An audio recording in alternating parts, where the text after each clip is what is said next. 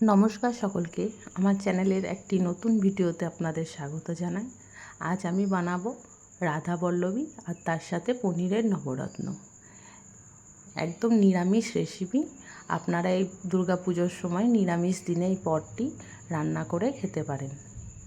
তো চলুন আজকের ভিডিওটি শুরু করা যাক। প্রথমে এখানে আমি কী নিয়েছি দেখিয়ে দিচ্ছি। টমেটো পিউরি, আদা বাটা, এটা কাঁচা কলাই বাটা। কাঁচা কলাই বলতে বিউলির ডাল, ওটাকে আমি ভিজিয়ে রেখে দিয়েছিলাম 8 ঘন্টা মতো। তারপর ওটা একটা পেস্ট বানিয়ে নিয়েছি। আর পনির নিয়েছি, আর এটা কাজু আর পোস্ত বাটা। আর এখানে আমি নিয়েছি 2 কাপ মতো ময়দা, এটা রাধা বল্লভী বানানোর জন্য নিয়েছি। এবার এর মধ্যে লবণ, অল্প পরিমাণ চিনি আর তেল দিয়ে ভালোভাবে হাতে করে মিক্স করে নেব। এটা ভালোভাবে হাতে করে মাখিয়ে নেব আর একটা সফট ডো বানিয়ে নেব। যখন হাতে এরকম চিপচিপ হয়ে লেগে যাবে তখন হাতের মধ্যে অল্প অল্প করে তেল দিয়ে আর একটু ভালোভাবে এটা মাখিয়ে নিতে হবে। দিয়ে কিছুক্ষণ এরকমভাবে ঢাকা দিয়ে রেখে দেব। আর এইদিকে পনিরের সবজিটা বানিয়ে নেব। তার জন্য আমি কড়াইয়ে তেল দিয়ে দিয়েছি, তেলের মধ্যে দিয়ে দিলাম ঘি। এবার পনিরের টুকরোগুলো দিয়ে একদম গোল্ডেন ব্রাউন হওয়ার মতো ফ্রাই করে নেব। বেশি ফ্রাই করব না, পনির বেশি ফ্রাই করলে আবার শক্ত হয়ে যায়, তাই হালকা ফ্রাই করে নিয়ে তুলে নেব।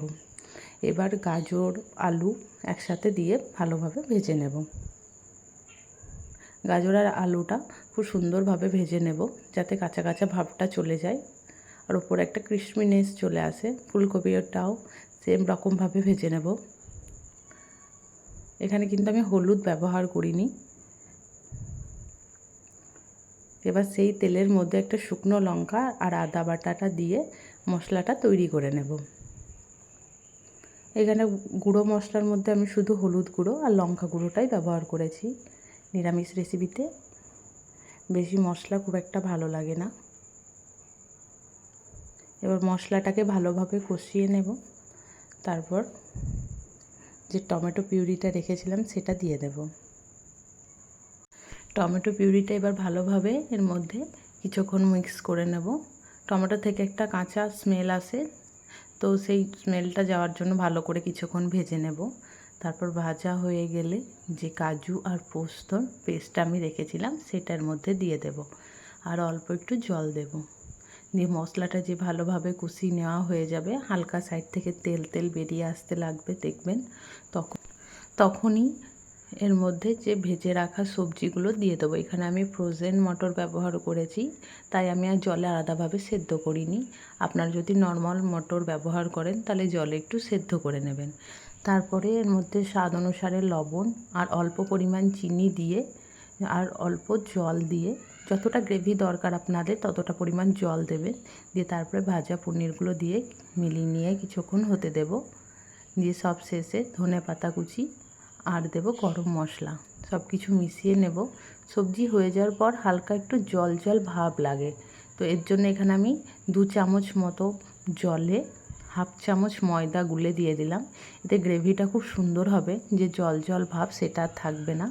আপনারা অবশ্যই এটা ব্যবহার করবেন, দেখবেন খুব সুন্দর লাগবে খেতে, টেস্টেরও কোনো পরিবর্তন হবে না। আর অন্যদিকে রাধা বল্লভীর পুরটা বানিয়ে নেব। তার জন্য কড়াইয়ের মধ্যে তেল দিয়ে তাতে দিয়ে দেব কালো জিরে আর আদা বাটা। কালো জিরে আর আদা বাটা হালকা ভাজা ভাজা করে নেব। তারপর যে বিউলির ডালটা আমি বেটে রেখে দিয়েছিলাম সেটা 4 চামচ মতো দিয়ে দেব। আর দেব এর মধ্যে স্বাদ অনুসারে লবণ। এবার সব কিছু ভালোভাবে ভাজা ভাজা করে নেব।